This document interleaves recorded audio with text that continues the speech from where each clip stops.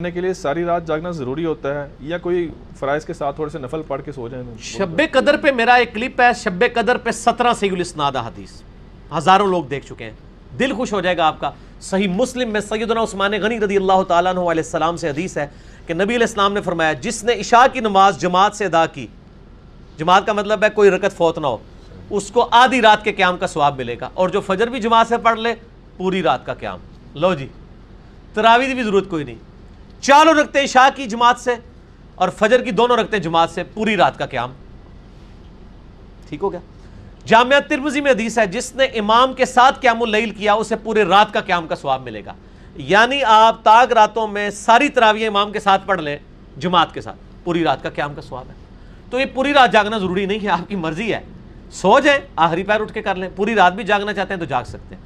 قیام کا آپ کو 2 نفل بھی پوری رات میں مل گئے نا، آپ کو شب قدر مل گئی۔ یہ نہیں ہے کہ شب قدر اس کو ملنی ہے جو جناب مغرب سے لے کے تو فجر کا وقت داخل ہونے تک دبا سڑ نفل پڑھے، نہیں، 2 نفل بھی اس رات میں آپ نے پڑھ لیا، آپ نے قیام پا لیا اس کا۔ اور بخاری و مسلم میں حدیث ہے جس نے شب قدر کا قیام پا لیا، قیام کیا، اللہ تعالیٰ اس کے پچھلے سارے گناہ معاف کر دے انشاءاللہ۔